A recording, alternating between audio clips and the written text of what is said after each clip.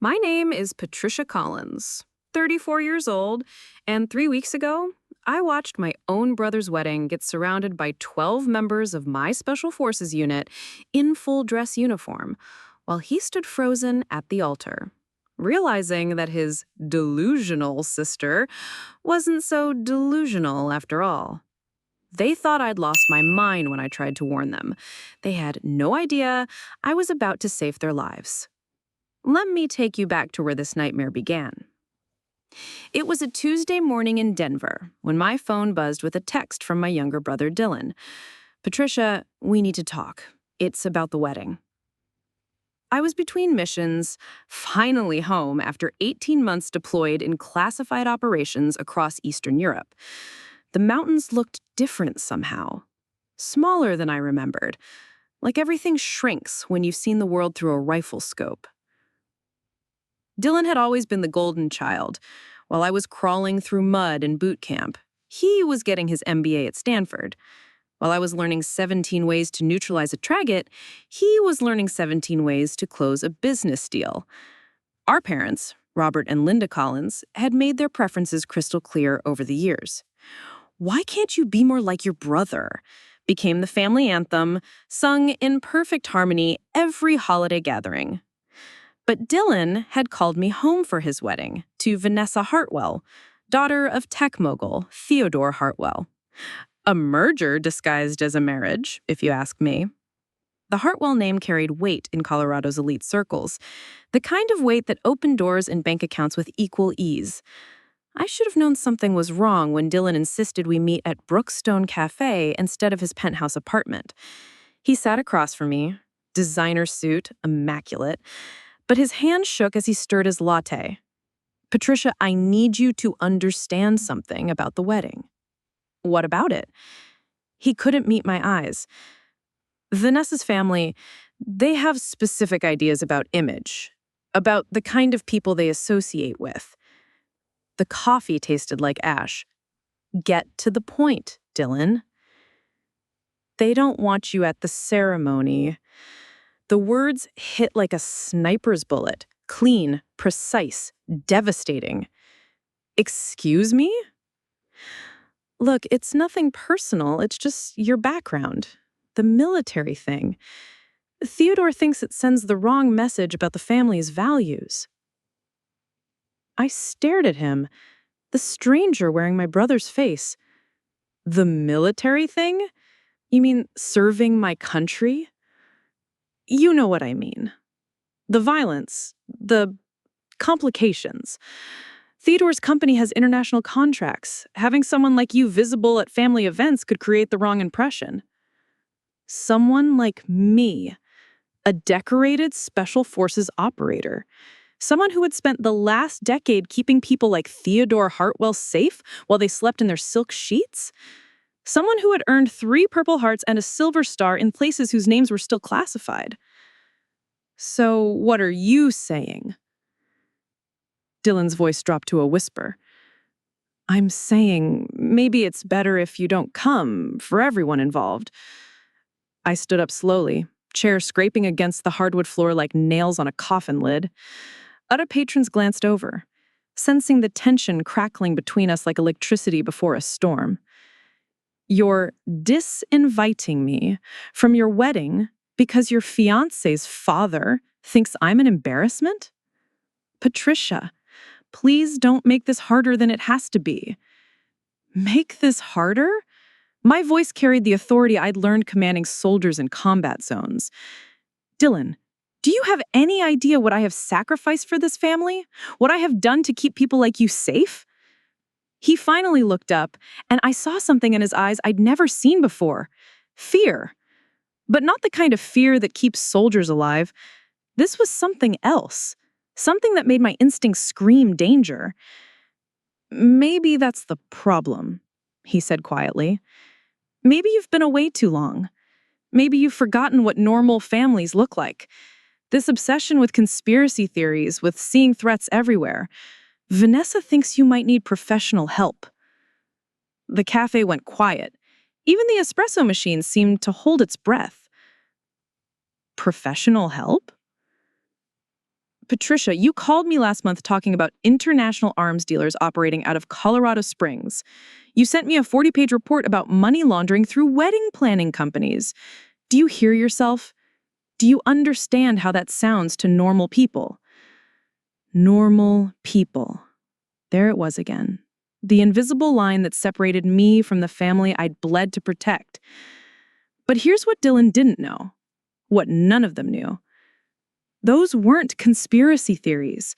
That 40-page report wasn't the product of a disturbed mind. It was intelligence. Real, verified, deadly accurate intelligence that I'd stumbled across during my last mission.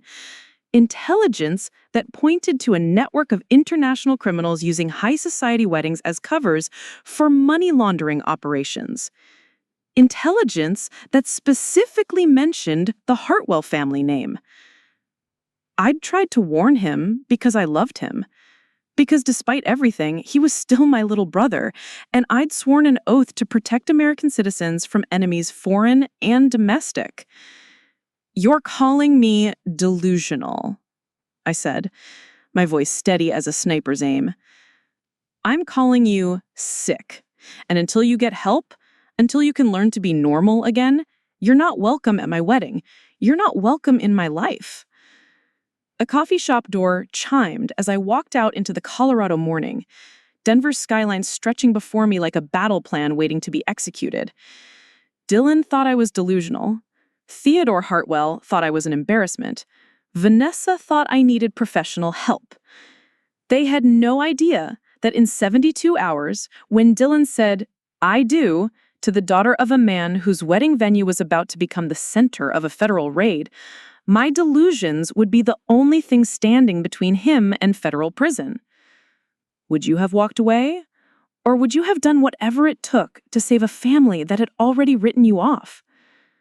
Comment below because this story is just getting started. The wedding was everything you'd expect from a Hartwell production. Aspen Ridge Country Club, perched on the mountainside like a crown jewel, with views that cost more per hour than most people made in a month. Crystal chandeliers that probably fed small countries, and enough white roses to supply a funeral home for a year. I wasn't supposed to be there, but Patricia Collins doesn't take orders from civilians. I'd positioned myself in the back, behind the massive stone pillars, wearing the only dress I owned, a simple black number I'd bought for military funerals. 300 guests filled the rows of white chairs, a sea of designer gowns and tailored suits that probably cost more than my annual salary. The who's who of Colorado's elite, all gathered to witness the merger of two family empires.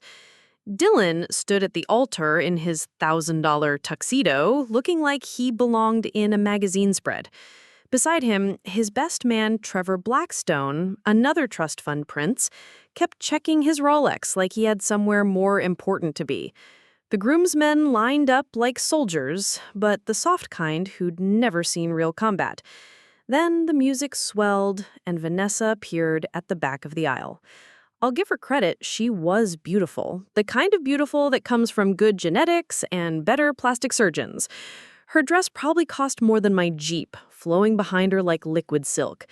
Theodore Hartwell walked beside her, chest puffed out like a peacock, nodding to the crowd like he was running for office. But I wasn't watching the bride. I was watching the guests, specifically the 12 men scattered throughout the crowd who didn't quite fit.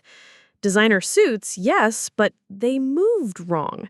Heads on swivels, hands that instinctively checked their waistlines. I'd seen enough security details to spot one from a mile away, and this wasn't standard wedding protection. The ceremony proceeded like clockwork, generic vows, predictable tears, and enough religious pageantry to make a cathedral jealous. I kept my eyes moving, cataloging faces, exits, potential threats. Old habits die hard, and right now, every instinct I'd honed over 15 years of military service was screaming that something was very, very wrong. Then came the reception. The ballroom was a monument to excess. Ice sculptures, champagne fountains, and a band that probably cost more than most people's houses. I found a table near the back, close enough to observe, but far enough to avoid unwanted attention.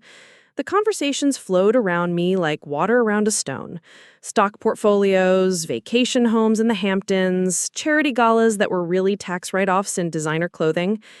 I was nursing my second glass of champagne when I spotted him, Viktor Kozlov. The blood in my veins turned to ice water. I'd seen his photograph in classified briefings, memorized his face during intel sessions that officially never happened. Arms dealer, money launderer, the kind of man who sold death to the highest bidder and called it business.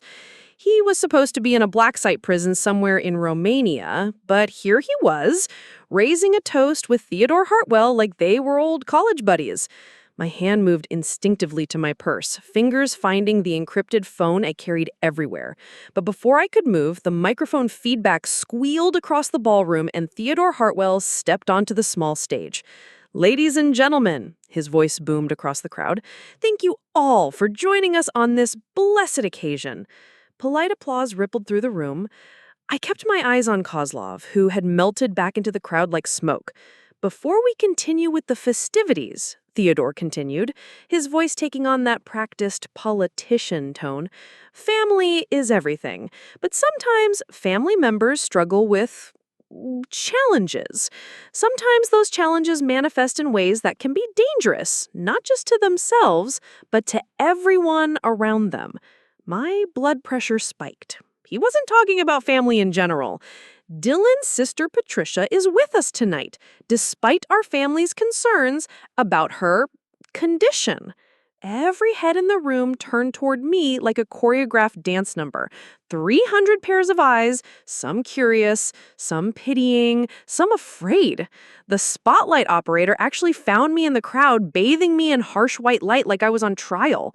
"Patricia served our country with distinction," Theodore continued, his voice dripping with false sympathy. "But war changes people. Sometimes it breaks them. Sometimes it makes them see threats where none exist, enemies in every shadow. We've tried to help Patricia understand that her theories about international conspiracies and criminal organizations are products of trauma, not reality. But she persists in these delusions, even going so far as to suggest that our family, our friends, our business associates are somehow involved in illegal activities." Nervous laughter rippled through the crowd. Behind Theodora, I could see Kozlov whispering something to a man I recognized from surveillance photos. Dmitry Petrov, another name from the FBI's most wanted list. "So tonight," Theodora's voice rose dramatically, "I want everyone to know that while we love Patricia and pray for her recovery, we cannot and will not enable her dangerous fantasies. The authorities have been notified of her increasingly erratic behavior, and we hope she gets the professional help she so desperately needs." The applause was thunderous. 300 people clapping for my public humiliation, my family's rejection, my complete isolation from everything I'd ever fought to protect. But as I sat there in that spotlight, surrounded by people who thought I was crazy, watching known international criminals toast with champagne glasses full of blood money, I felt something I hadn't felt since my first firefight in Afghanistan. Absolute clarity. They thought they'd neutralized me with shame and social pressure. They thought they'd discredited me before I could expose them. Theodore Hartwell had just declared war on a special forces operator using wedding cake and champagne flutes as weapons. He had no idea what he'd just started. I stood up slowly, letting the spotlight follow me as I walked toward the exit.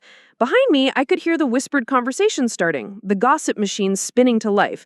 "Did you see her face? I heard she's been sending threatening letters. Someone should call security."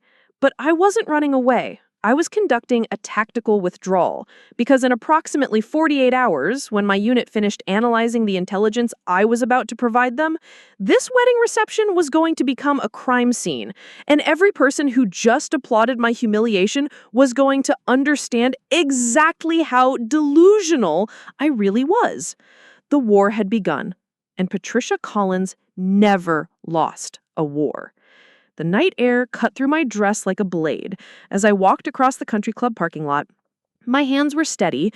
They always were when things got dangerous. But inside, something was rewiring itself.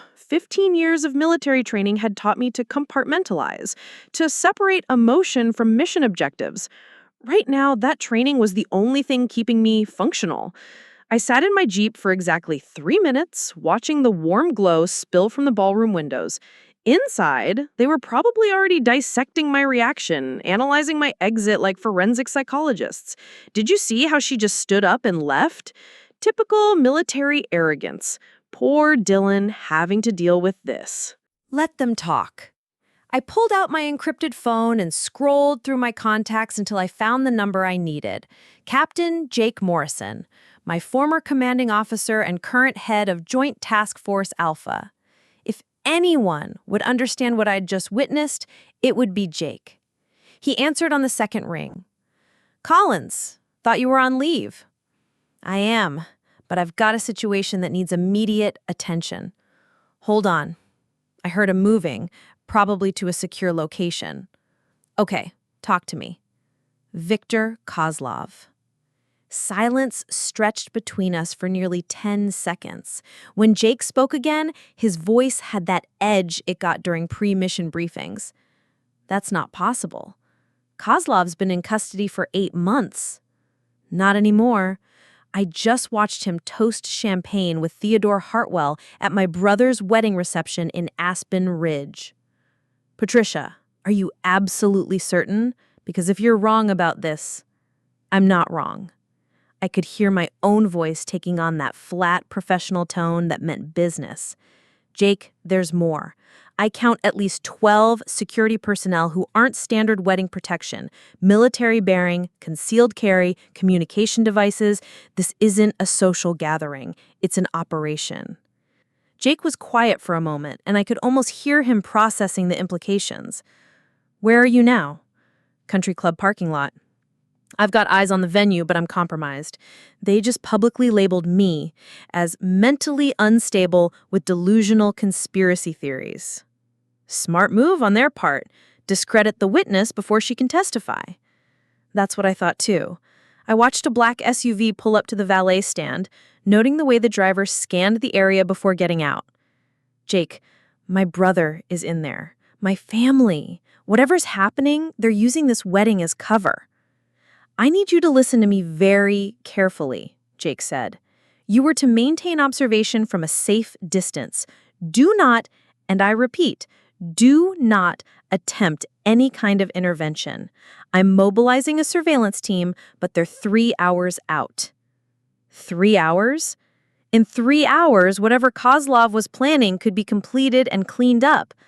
In 3 hours, my brother could be dead, complicit, or disappeared entirely. "Patricia, did you copy that?" "I copy." But even as I said it, I was already planning my next move. "Good. Send me everything you can observe from your position. Vehicle descriptions, personnel count, any suspicious activity. We'll coordinate with FBI and DEA, but I need you to stay put until..." A flash of movement caught my eye.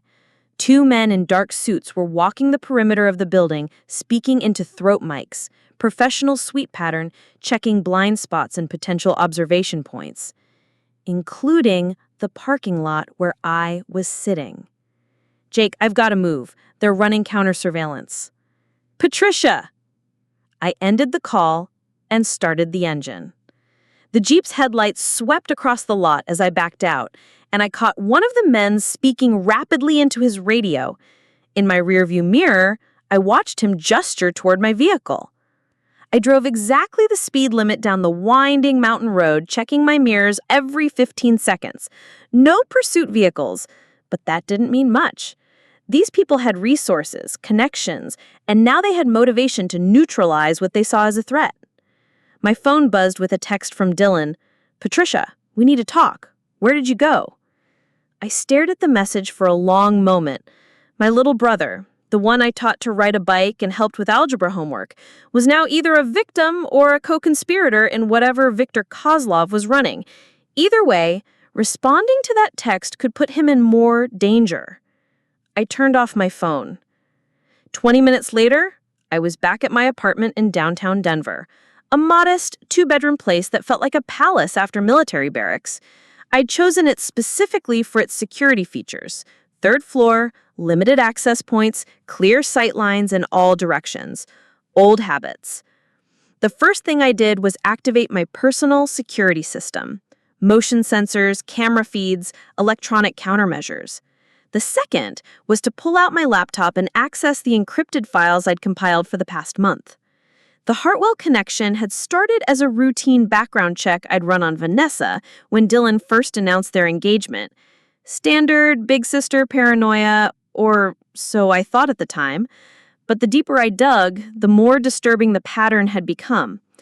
Theodore Hartwell's import-export business had contracts with 17 different countries, including several with known arms trafficking issues.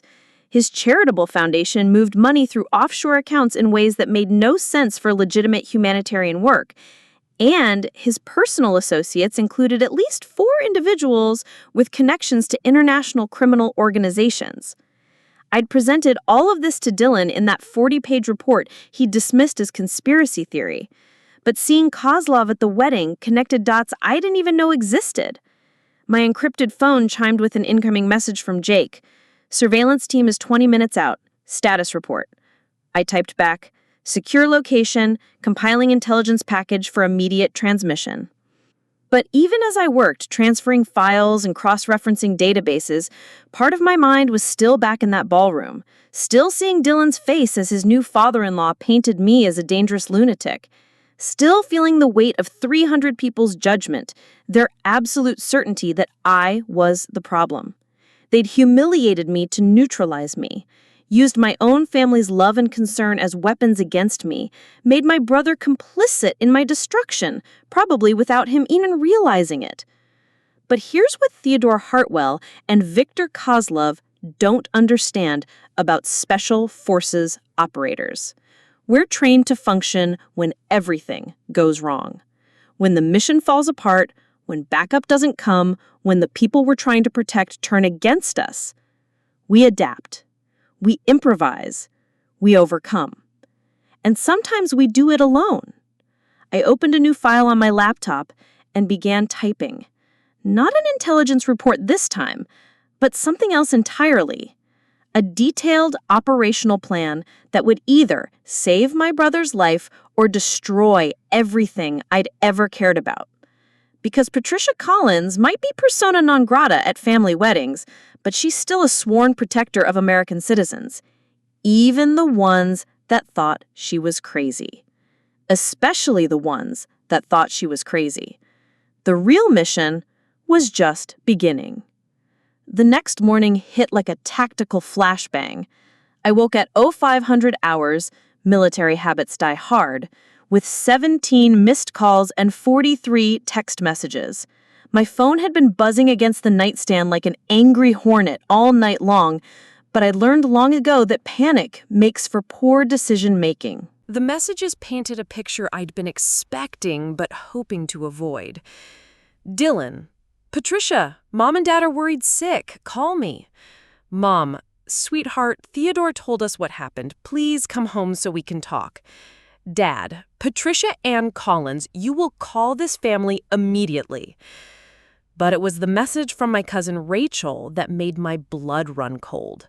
"Pat, I don't know what's going on, but there were 2 men at Mom's house last night asking questions about you. They said they were federal agents, but something felt wrong. Call me." I made coffee with hands that didn't shake, couldn't afford for them to shake, and pulled up the news on my laptop while I waited for Jake's surveillance team to check in.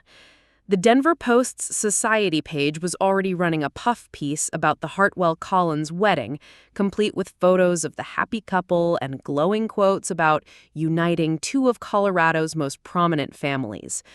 No mention of international arms dealers or the sister who'd been publicly branded as delusional. My encrypted phone buzzed. Jake's voice was tight when I answered. "We've got a problem." "How big?"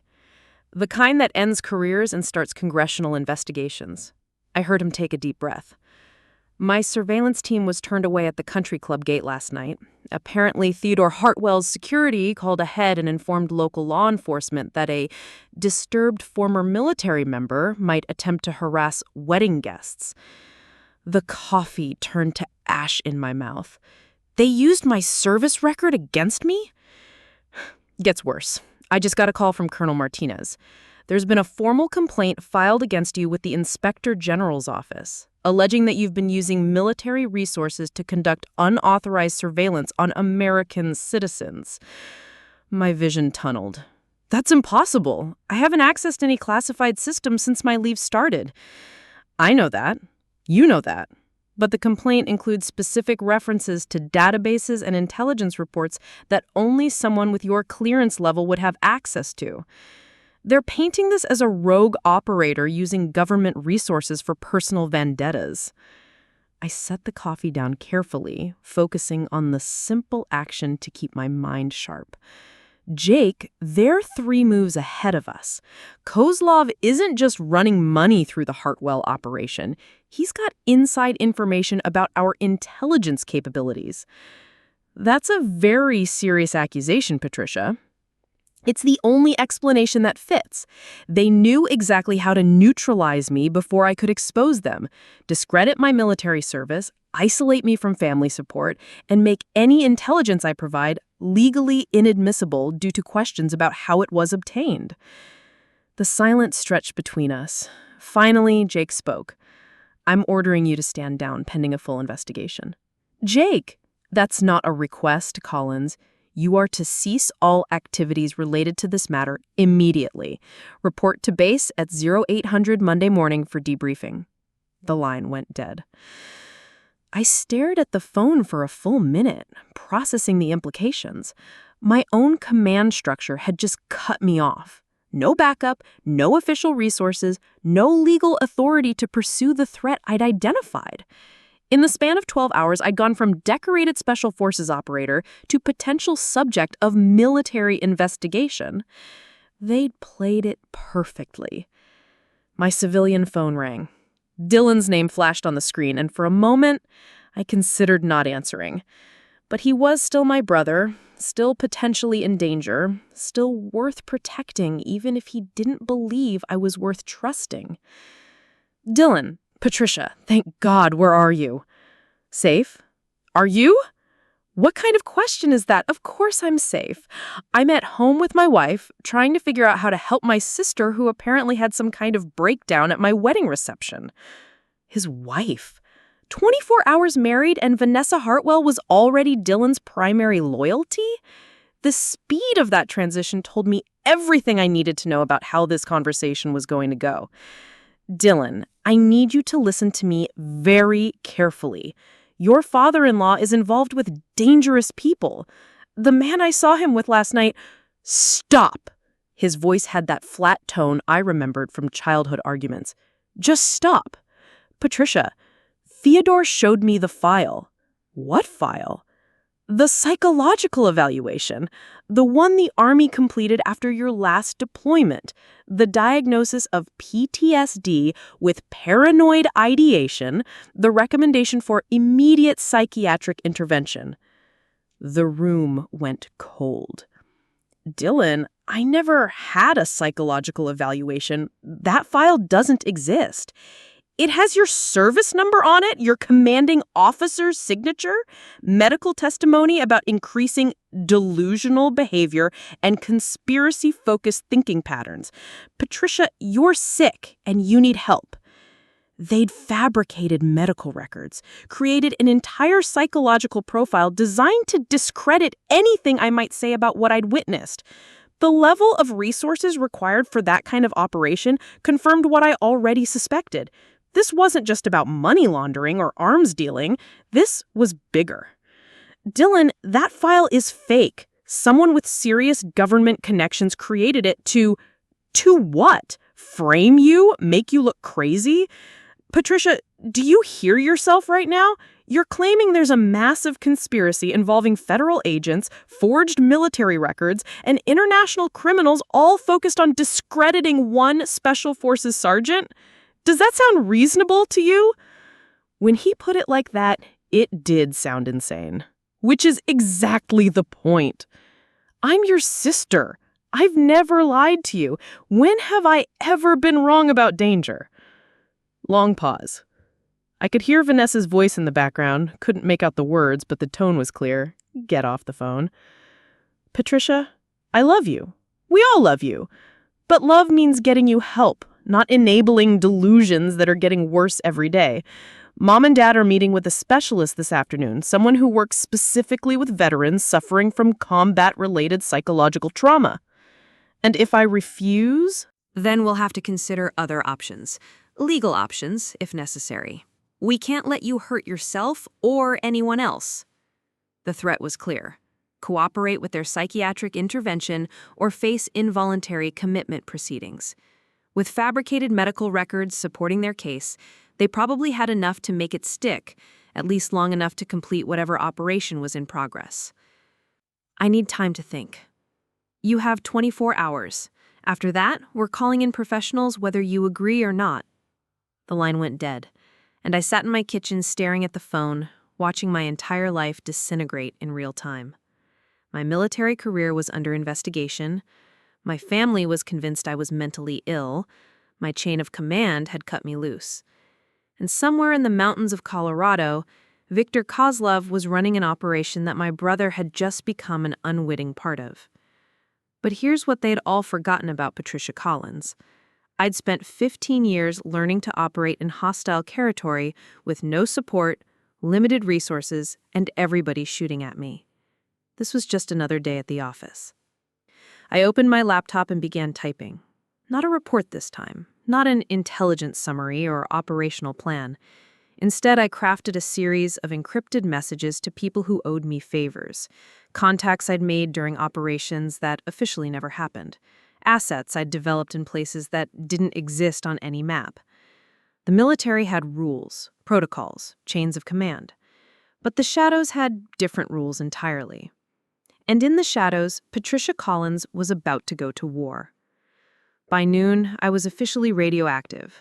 The Denver Post had picked up the story, not the real story, of course, but the sanitized version Theodore Hartwell wanted the world to see.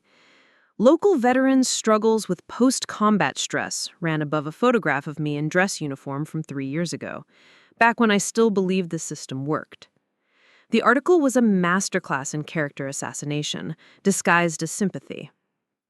Anonymous sources described my increasingly erratic behavior and obsession with conspiracy theories.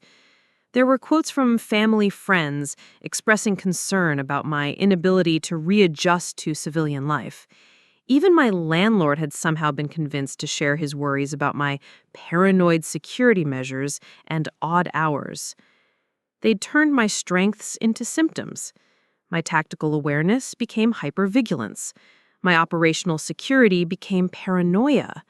My dedication to protecting people became dangerous delusion. I closed the laptop and walked to my bedroom window, scanning the street below through muscle memory that had kept me alive in places where mistakes meant body bags. 2 vehicles had been parked on my block for over an hour. A gray sedan with government plates, and a black SUV with tinted windows. Different teams, different objectives. The feds were probably legitimately concerned about a potentially unstable veteran. The SUV belonged to people who knew exactly how stable I was. That's when my secure phone buzzed with a message from a number I hadn't seen in 4 years. Coffee shop on 16th and Blake. 1 hour. Come alone. S. Ghost. Marcus Ghost Rivera, former Delta Force, current freelance intelligence contractor who specialized in operations that needed to happen without fingerprints. If Ghost was reaching out, it meant someone with serious resources had hired him to either help me or eliminate me. Only one way to find out which. I spent 45 minutes on counter-surveillance routes, using every trick I'd learned about moving through hostile territory undetected. Parking garage to subway tunnel to department store to service alley. The grain sedan tried to follow but lost me in the maze of downtown Denver's interconnected buildings. The SUV never moved, which meant they had other assets in play. The coffee shop was one of those deliberately anonymous places that served burned coffee to people who weren't really there for the caffeine. Ghost sat in a back corner booth, positioned to watch both entrances while keeping his back to a solid wall. He looked exactly the same as I remembered. Medium height, forgettable face, the kind of person you'd walk past without a second glance until he put a bullet between your eyes from 800 meters. "You look like hell, Collins," he said as I slid into the seat across from him. "You look like someone who's about to deliver bad news." He smiled, but it didn't reach his eyes. "Depends on your perspective. Someone's paying top dollar to have you disappeared. Not killed, disappeared. The kind where you wake up in a psychiatric facility in another state with no memory of how you got there." "How much?" $2 million, plus expenses. I let out a low whistle. That's some serious motivation. Who's paying? Shell companies inside shell companies, but the money originated from Hartwell Industries. Your new brother-in-law's father wants you gone, and he's got the resources to make it happen cleanly. The pieces clicked into place. But you're here because the same people who hired you also put out contracts on 3 other operators over the past 6 months. All veterans, all with intelligence backgrounds, all currently residing in psychiatric facilities where they're receiving treatment for combat-related stress disorders. My blood turned to ice. They're systematically neutralizing anyone who might threaten their operation.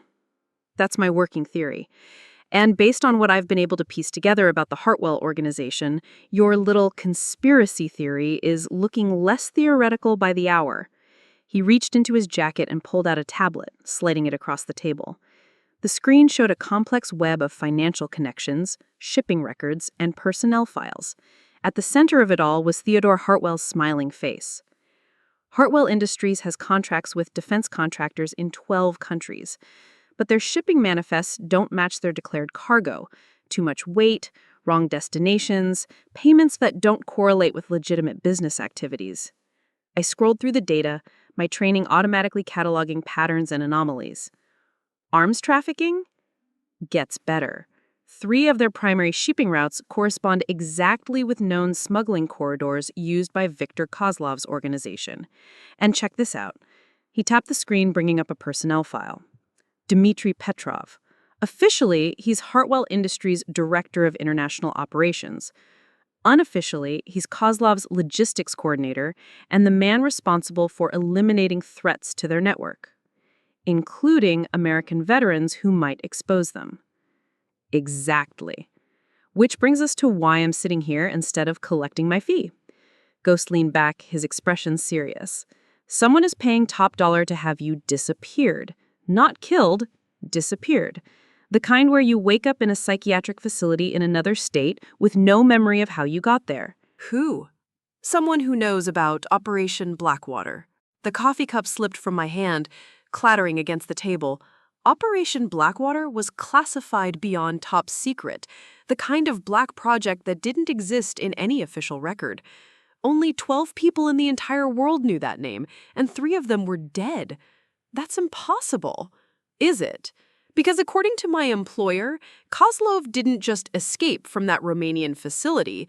He was extracted by someone with intimate knowledge of our intelligence capabilities, someone who knew exactly which assets to compromise and which operations to burn. The implications hit me like a tactical nuke. There's a mole?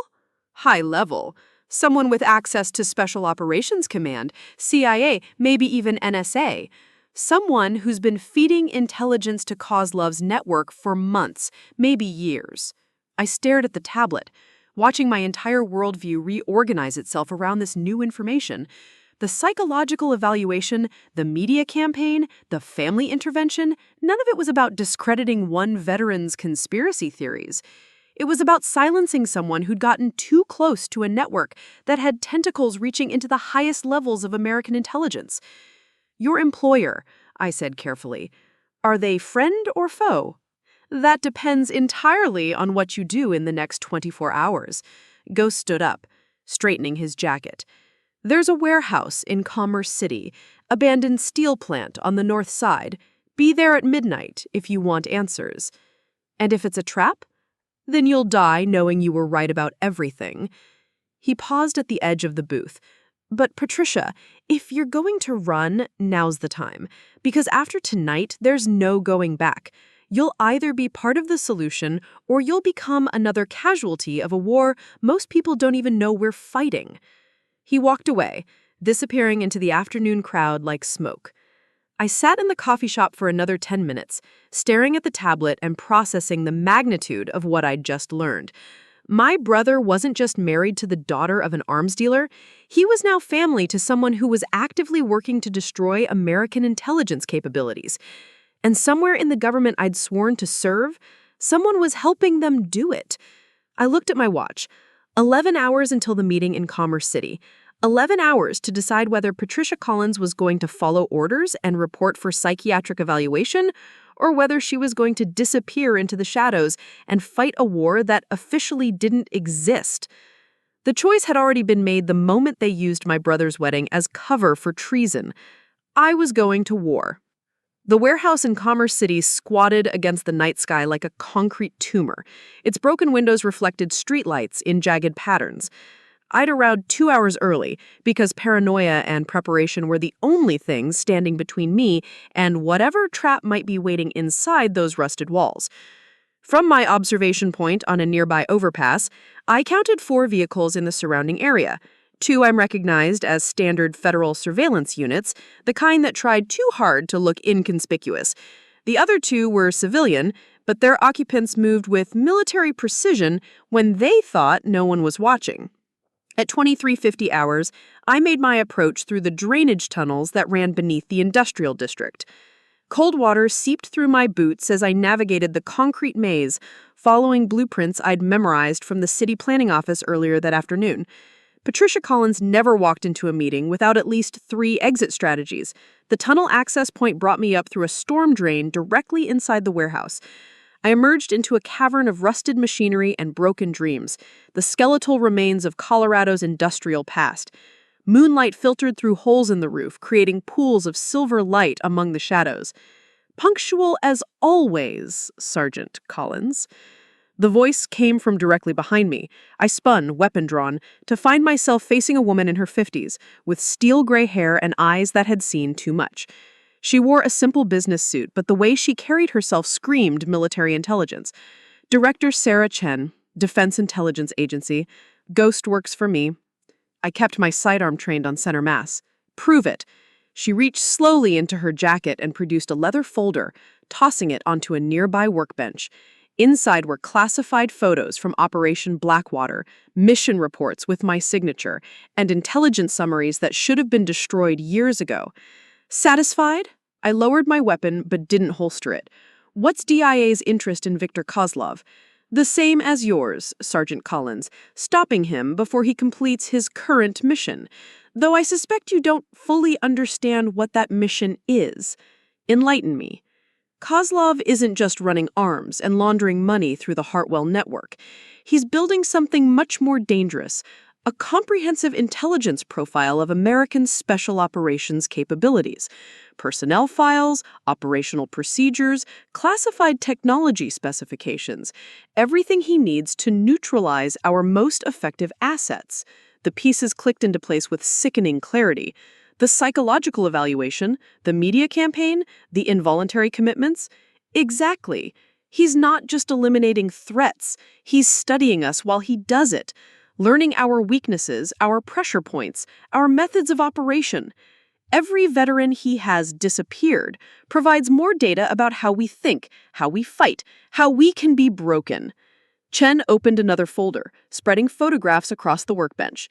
Faces I recognized from mission briefings, operators I'd served alongside, heroes who'd bled for their country only to vanish into psychiatric facilities when they got too close to the truth. Sergeant Rachel Morrison, 10th Mountain Division, discovered financial irregularities in defense contractor payments, diagnosed with severe PTSD and paranoid delusions, currently sedated in a private facility in Nevada. Captain David Park, Air Marine Rangers, identified suspicious shipping patterns at Port of Long Beach, found mentally incompetent by military tribunal, location unknown. Major Lisa Thompson, military intelligence, uncovered communications intercepts suggesting foreign influence in Pentagon procurement decisions. Suffered complete psychological breakdown according to official records, missing for 6 months. My hands clenched into fists. These weren't random victims. They were America's best and brightest, systematically removed from the battlefield because they'd gotten too close to exposing a network that reached into the highest levels of government. How deep does this go? Deep enough that I can't trust anyone in my own organization. Deep enough that this meeting is happening in an abandoned warehouse instead of a secure government facility. Deep enough that if we fail, the people responsible will probably get promoted instead of prosecuted. Chen pulled out a tablet, its screen showing a complex organizational chart. The mole isn't just feeding information to Kozlov. He's actively directing the neutralization campaign. Someone with access to personnel files, psychological records, operational histories. Someone who knows exactly which buttons to push to discredit anyone who threatens the network. Any suspects? 3 possibilities, all with the access and motivation to pull this off. But identifying them all isn't our primary mission right now. Stopping Kozlov's endgame is. She tapped the tablet, bringing up satellite imagery of a familiar location. The Hartwell estate in the mountains above Boulder, complete with detailed floor plans and security layouts. Tomorrow night, there's a private gathering at Theodore Hartwell's residence. Officially, it's a celebration of his daughter's marriage. Unofficially, it's the final phase of Operation Harvest Moon. Which is the systematic elimination of every American intelligence asset who might threaten Kozlov's network, not just operators like you, analysts, technicians, support staff, even family members who might ask uncomfortable questions. We're talking about the murder of over 200 people, made to look like accidents, suicides, and psychiatric breakdowns. The magnitude of it hit me like a physical blow. My brother. Dylan Collins is on the list, along with your parents and anyone else who might wonder why you disappeared. They can't afford to leave loose threads, Patricia. Everyone you've ever cared about becomes a liability the moment you fail to report for psychiatric evaluation. I thought about Dylan's phone call, his 24-hour ultimatum, the specialist my parents were consulting. They weren't trying to help me. They were setting up the final phase of my elimination. What do you need me to do? Chen smiled for the first time since I'd met her, and it was the coldest expression I'd ever seen on a human face. I need you to be exactly what they think you are, a dangerous, unstable veteran with nothing left to lose and the skills to destroy everything they've built. She handed me another tablet, this one loaded with detailed intelligence about the Hartwell estate. Security systems, personnel rotations, weapons caches, escape routes. Everything I'd need to plan an operation that would either save my family or get us all killed. Ghost and his team would provide support, but they'll be operating from the perimeter. The primary infiltration and neutralization mission belongs to you, just like old times. Except this time, I don't have official sanction or backup from my chain of command. No, this time you have something better. You have righteous anger and absolutely nothing left to lose. That makes you the most dangerous person on the planet, Sergeant Collins. I'm betting everything on that being enough. Chen walked toward the shadows at the edge of the warehouse, then paused. Your brother's wedding was just the beginning. Tomorrow night, we end this, one way or another. She disappeared into the darkness, leaving me alone with plans for an operation that would either expose the greatest intelligence betrayal in American history or turn me into exactly the kind of monster they'd already painted me as. I looked at my watch. 22 hours until the gathering at the Hartwell estate. 22 hours to save everyone I'd ever loved, or die trying.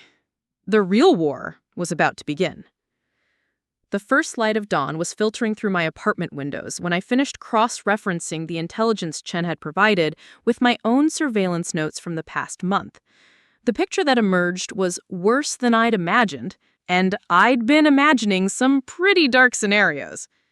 The Hartwell estate wasn't just a mansion, it was a fortress. Perimeter sensors, rotating patrols, hardened communication centers, and enough firepower to outfit a small army. But more disturbing were the personnel files I'd been analyzing since 0300 hours. The security staff included former Spetsnaz operators, discharged Navy SEALs with disciplinary problems, and at least 6 mercenaries with active Interpol warrants. These weren't wedding security guards. They were a private military force. My secure phone buzzed with an encrypted message from Ghost. Package delivered. Check your mail. I found the manila envelope wedged behind my building's fire extinguisher, exactly where Ghost always left Deb drops during our operations in Prague. Inside were 3 items that made my pulse quicken. A key card for the Hartwell Estate's service entrance, a complete breakdown of their electronic security systems, and a photograph that stopped my heart cold. Dylan, sitting in what looked like a study or office, deep in conversation with Viktor Kozlov himself. My hands started to shake before I could stop them. The timestamp on the photo was from yesterday afternoon, hours after our phone conversation where Dylan had dismissed my concerns as paranoid delusions. He wasn't just an innocent victim anymore. He was an active participant. The secure phone rang. Chen's voice was crisp and businesslike. Did you receive the additional intelligence? My brother is working with them. We don't know that for certain. The photo shows a conversation, not collaboration. Dylan may have been coerced, threatened, or simply manipulated into... Stop. I closed my eyes, forcing myself to think like an operator instead of a sister. What's the tactical situation?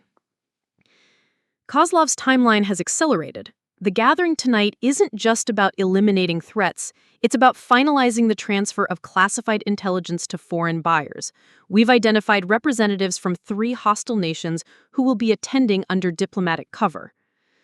The implications crashed over me like cold water. They're selling American intelligence secrets to enemy governments? Everything Kozlov has collected over the past 18 months. Operational procedures, personnel files, technological specifications, strategic assessments. The complete blueprint for dismantling American special operations capabilities worldwide. I walked to my kitchen window and looked down at the street. The gray sedan was still there, but the occupants had changed shifts twice during the night. Standard surveillance protocol, which meant they were legitimate federal agents, probably FBI or Secret Service. The black SUV had been replaced by a brown van with Colorado plates.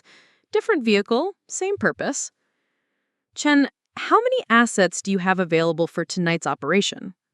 Ghost's team consists of 4 operators with varying specializations, plus whatever resources you can bring to the table personally. 5 people against a fortified estate defended by professional killers, with the added complication that my brother might be either hostage or collaborator. The odds weren't just bad, they were suicidal. What about official support? Military, FBI, local law enforcement? Long pause. Patricia, the mole we discussed isn't just feeding information to Kozlov. He's actively sabotaging any official response to this threat. Every request for resources gets delayed, diverted, or denied. Every intelligence report disappears into bureaucratic black holes. We're on our own. I set the phone down and walked to my bedroom closet, pushing aside civilian clothes to reveal my personal armory. Body armor, tactical weapons, communications equipment, and enough specialized gear to equip a small strike team, all legally purchased and properly registered, but definitely not what most people kept in their spare bedroom. Chen, I need to ask you something, and I need a straight answer. Go ahead. How do I know you're not the mole? Another long pause. You don't, but consider this. If I were working with Kozlov, why would I be providing you with intelligence and resources to stop him? Why not just let the psychological evaluation process run its course and have you quietly disappeared like the others? She had a point, but 15 years of military service had taught me that the most dangerous enemies were often the ones who seemed most trustworthy. There's another possibility, I said.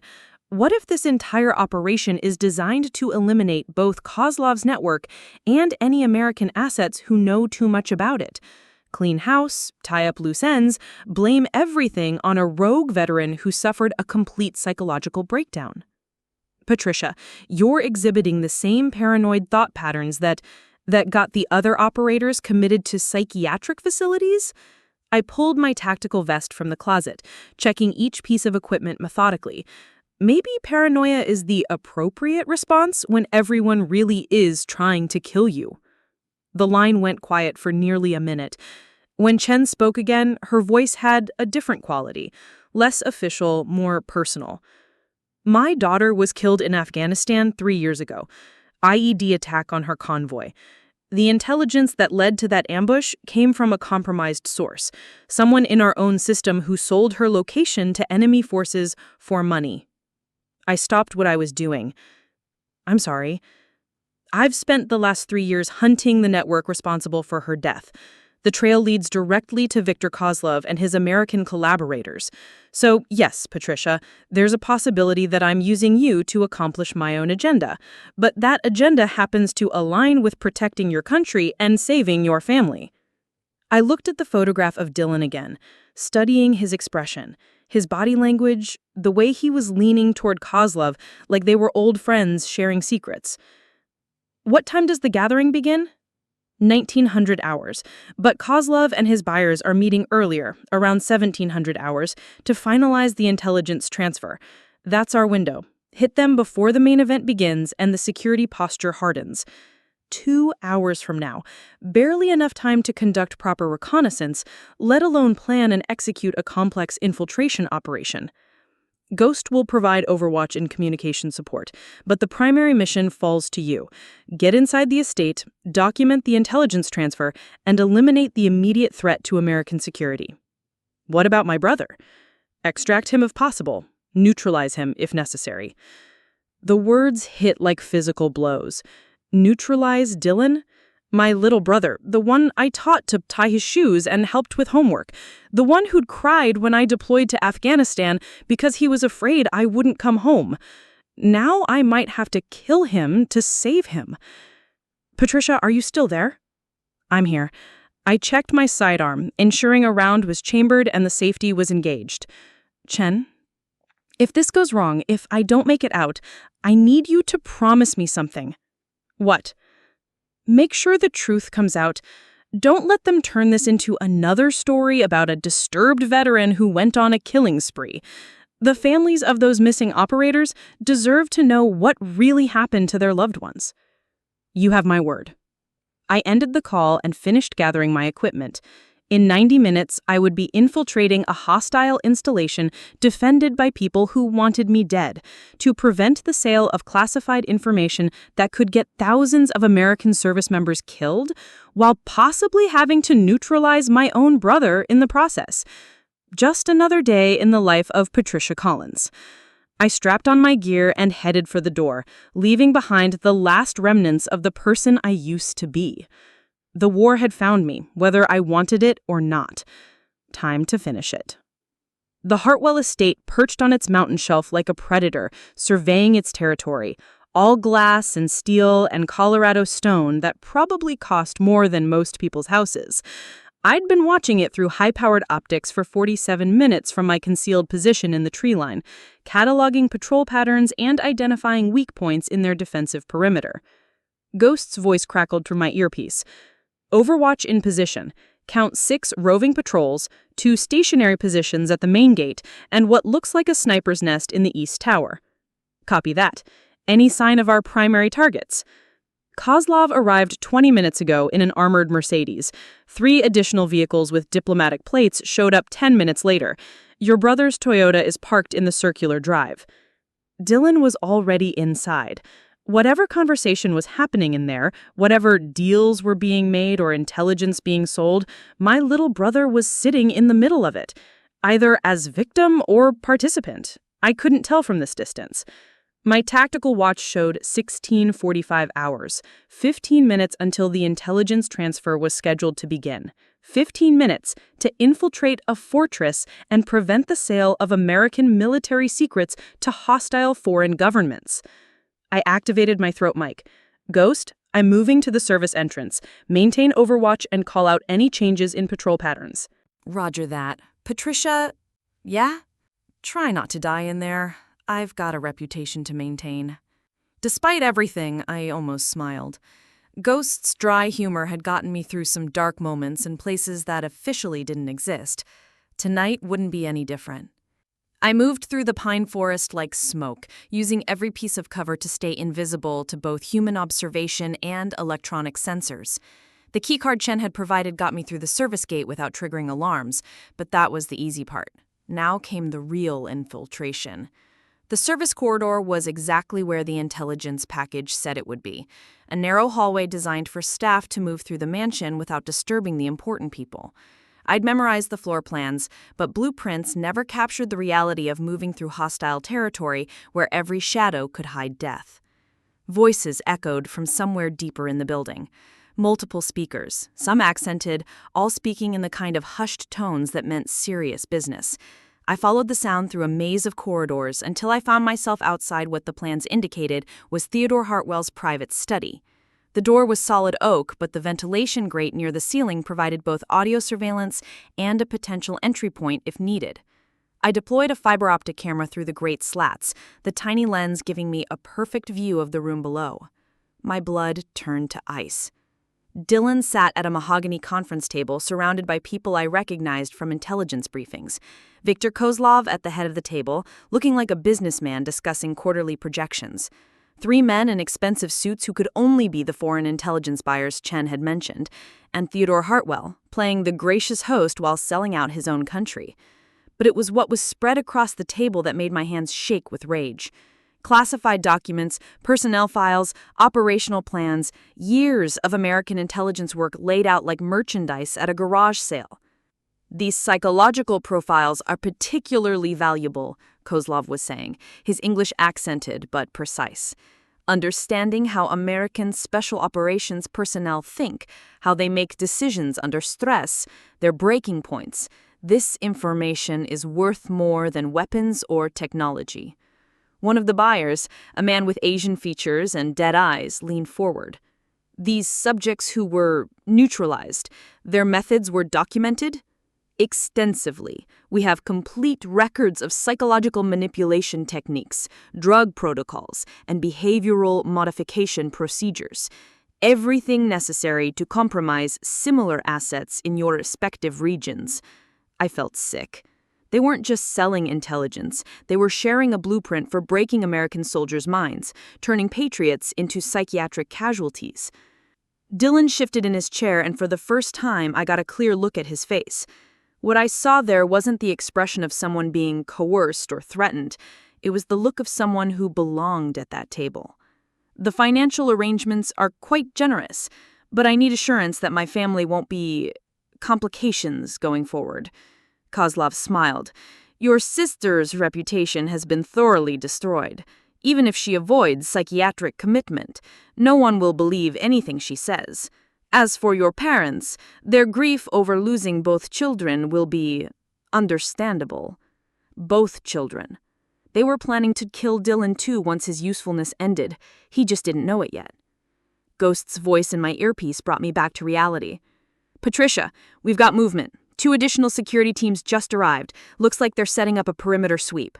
I checked my tactical watch. 16:58 hours. The meeting was scheduled to conclude in 32 minutes, at which point these documents would disappear into foreign intelligence networks, and American soldiers would start dying because of information my brother had helped provide. Time for a decision. I could document what I was seeing, withdraw, and turn the evidence over to Chen for eventual prosecution through official channels. Safe, legal, and completely useless. By the time bureaucrats finished arguing about jurisdiction and evidence chains, the damage would be done. Or I could do what I'd been trained to do. End the threat here and now, using whatever means necessary to protect American lives and classified information. But ending the threat meant neutralizing everyone in that room, including Dylan. I activated my throat mic, speaking barely above a whisper.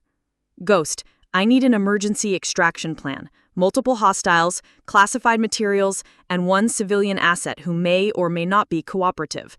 Copy. How many hostiles? I looked through the fiber optic camera again, counting heads and cataloging threats. 6 confirmed. Unknown number of additional security throughout the building. Jesus, Patricia, that's not an extraction, that's a small war. Then we'd better win it. I checked my weapons one final time, chambered around in my primary sidearm, and prepared to do something I'd never imagined when I first put on the uniform: wage war against my own family to save my country. The hardest missions always came down to impossible choices. Tonight, I was choosing America over blood. Time to remind everyone in that room why Patricia Collins had never lost a war.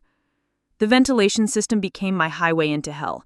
I'd spent enough time in tight spaces during urban warfare operations to move through the estate's ductwork without triggering motion sensors or creating noise that would alert the security teams now sweeping the building below me. Through the metal grating, I could hear fragments of conversation as I navigated toward my objective. Foreign accents discussing payment schedules, Theodore Hartwell explaining the elimination protocols for remaining threats, and Dylan's voice, steady and businesslike, as he provided psychological assessments of targets I recognized as fellow veterans. Patricia's weakness has always been her sense of duty, my brother was saying. She'll sacrifice herself to protect others, even people who've betrayed her. It's a predictable behavioral pattern we can exploit. I paused in the darkness of the ductwork, listening to my little brother analyze my personality like a lab specimen, providing the intelligence these people needed to destroy me. The Dylan I'd grown up with, the one I'd protected and mentored and loved, was gone. Whatever was sitting in that conference room wearing his face was something else entirely. My earpiece crackled with Ghost's voice. Patricia, we've got a problem. Electronic surveillance shows additional personnel arriving. Looks like they're accelerating your timeline. How many additional? At least 12 vehicles. Military precision deployment pattern. This isn't just a meeting anymore. It's a full operational deployment. I reached the access point Chen's intelligence had identified, a maintenance panel that opened directly into Theodore Hartwell's private office, adjacent to the conference room where the intelligence sale was taking place. The panel was secured with a simple lock that yielded to my bypass tools in under 30 seconds. The office was exactly what you'd expect from a man who sold weapons to terrorists while hosting charity galas. Expensive furniture, military memorabilia that he'd probably never earned, and enough technology to run a small intelligence operation, which, I was beginning to understand, was exactly what he was running. Multiple computer monitors showed real-time surveillance feeds from locations across Colorado. Not just the estate, safe houses, government buildings, even what looked like my parents' home in Colorado Springs. The scope of their surveillance network was staggering. But it was the wall display that made my blood freeze. A large digital map showing the locations of 47 American intelligence assets, color-coded by priority for elimination. Green dots for targets already neutralized, yellow for operations in progress, red for high-priority threats requiring immediate action. My name sat at the center of the display, marked with a pulsing red indicator and the notation, Terminal authorization approved. Below that, a countdown timer, 004723, and decreasing. 47 minutes until they initiated whatever terminal authorization meant. Given the context, I had a pretty good idea it involved permanent solutions to temporary problems. I activated my throat mic, speaking barely above a whisper. Ghost, they've got a kill list. 47 American assets marked for elimination with my name at the top. Copy. Can you identify the other targets? I moved closer to the display, using my phone's camera to capture the intelligence. Names I recognized filled the screen. Analysts, operators, support personnel, even family members of people who'd gotten too close to the truth. Rachel Morrison's teenage daughter was on the list.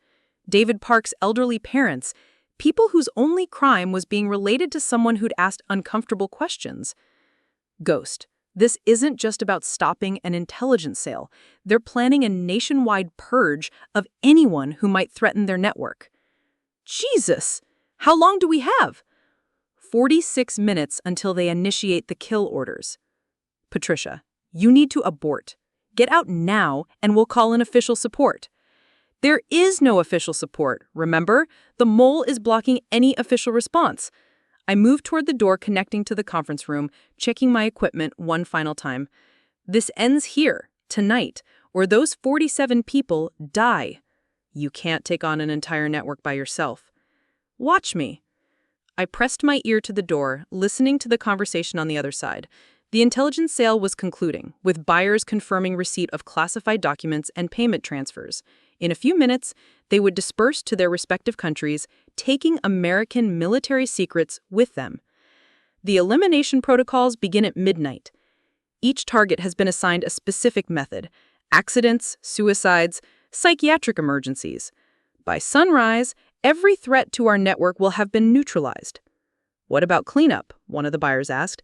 Extensive psychological profiles will be released to media outlets, painting each target as a dangerous veteran suffering from combat-related mental illness. The narrative is already prepared. Dylan's voice cut through the discretion. My sister's profile is particularly detailed. We've documented every aspect of her paranoid behavior, her inability to adjust to civilian life, and her growing obsession with conspiracy theories. When she's found tomorrow morning, apparent suicide from psychological trauma, it will be completely believable. I closed my eyes, fighting back the wave of grief and rage that threatened to compromise my operational effectiveness. Dylan wasn't just participating in my murder, he was crafting the story that would destroy my reputation afterward. The timer on the wall display showed 004417. Time for the hard choice I'd been avoiding since this nightmare began. I could try to capture these people alive, preserve evidence for eventual prosecution, hope that justice would somehow prevail through official channels. But that would require time we didn't have and resources that had been systematically denied to us. Or I could do what Special Forces operators were trained to do when American lives were at stake and official options had been exhausted. End the threat permanently, using whatever means necessary. 47 lives versus 6 lives. American soldiers and intelligence assets versus international criminals and their collaborators, including my brother. I drew my sidearm, checked the chamber, and disabled the safety. Through the door, I could hear chairs moving as the meeting prepared to conclude. In 60 seconds, these people would scatter to implement a plan that would result in the murder of American patriots and the compromise of critical national security information. My secure phone buzzed with a text message from an unknown number. The warehouse was a test. Now comes the real mission. Prove you're still the soldier we trained. Jay. Jake Morrison, my former commanding officer who'd supposedly ordered me to stand down. Either he was the mole who'd been feeding information to Kozlov's network, or he's running his own off-the-books operation to stop them. Either way, the message was clear. Patricia Collins had been given unofficial authorization to do whatever was necessary to protect American interests. The timer showed 004305. Time to remind everyone why Special Forces existed. I reached for the door handle, prepared to walk into that conference room and end a war that had been declared against my country, my fellow soldiers, and my family. Even if ending it meant destroying what was left of my soul in the process. The hardest targets are always the ones you love. But love doesn't trump duty when American lives are at stake. Time to finish the mission. The conference room door opened silently on well-oiled hinges, and I stepped into a scene that would have looked like any other high-level business meeting if not for the classified American intelligence documents spread across the mahogany table like a buffet of treason. 6 faces turned toward me in perfect synchronization. Surprise, calculation, and in Dylan's case, something that might have been relief flickered across their expressions before professional composure reasserted itself. "Patricia," Dylan said, his voice carrying just the right note of concerned surprise. "How did you get in here? Security said you were under observation at your apartment." Viktor Kozlov leaned back in his chair, studying me with the detached interest of a scientist observing a lab rat. The famous Sergeant Collins. Your reputation precedes you, though I confess your psychological profile suggested you would be more dramatic in your approach. Sorry to disappoint. I kept my weapon trained on center mass, scanning for threats while maintaining situational awareness. The three foreign buyers had their hands visible on the table, but their body language suggested concealed weapons and tactical training. Theodore Hartwell sat frozen like a deer in headlights, probably calculating whether his security team could respond before this situation escalated beyond his control. "You're making a serious mistake," one of the buyers said in an accented English. "We have diplomatic immunity. Any action you take against us will result in international incidents your government cannot afford." "Funny thing about that," I replied, noting the emergency call button under Theodore's desk and the security camera in the corner that was conveniently angled away from the conference table. "This conversation isn't happening officially, which means diplomatic immunity is about as useful as a chocolate teapot." Kozlov's smile never wavered. "You Americans and your colorful expressions. But tell me, Sergeant, what exactly do you think you've accomplished here? Even if you somehow escape this room alive, the intelligence has already been transferred. The elimination protocols are already in motion. You're not preventing anything. You're simply, how you say, closing the barn door after the horses have escaped." The wall display in the adjacent office still showed that countdown timer. 004133 and decreasing. "Dylan," I said, keeping my voice level despite the chaos of emotions churning in my chest. "Stand up and move away from the table." My brother didn't move. "Patricia, you need to listen to me. These people aren't the enemy. They're trying to prevent a war that would cost millions of lives. The intelligence they're sharing, it's to help establish communication channels between hostile nations, to prevent misunderstandings that could lead to—" "Stop." The word came out harder than I intended. "Just stop lying. I heard everything, Dylan. I know about the kill list, the elimination protocols, the plan to murder 47 American intelligence assets. I know about the psychological warfare program designed to destroy veterans' minds. I know you helped design my psychological profile so they could eliminate me more efficiently." For the first time, real emotion flickered across his face. Not guilt or shame, but something that looked almost like relief. "You were always too rigid in your thinking, Patricia. Too black and white. You see betrayal where others see pragmatism. These operations, they serve a larger purpose." "What purpose could possibly justify murdering American soldiers?" "Peace, Sergeant Collins. Global stability. The prevention of conflicts that would make Afghanistan and Iraq look like minor skirmishes. By selling classified intelligence to hostile nations? By ensuring that all parties have enough information to avoid catastrophic miscalculations," Kozlov interjected. "Your government's secrecy breeds paranoia and suspicion. Transparency, even coerced transparency, promotes understanding." I almost laughed at the twisted logic. Your arms dealers and money launderers trying to justify treason by calling it diplomacy. "We are realists," Dylan said, standing slowly from his chair. "Patricia, the world is changing. The old paradigms of national loyalty and military honor, they're obsolete. The threats we face now are global, transnational. They require global solutions." Solutions that involve murdering veterans who ask inconvenient questions?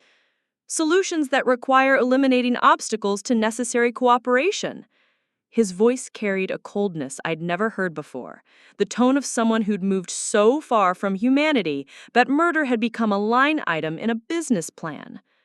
My earpiece crackled with Ghost's voice.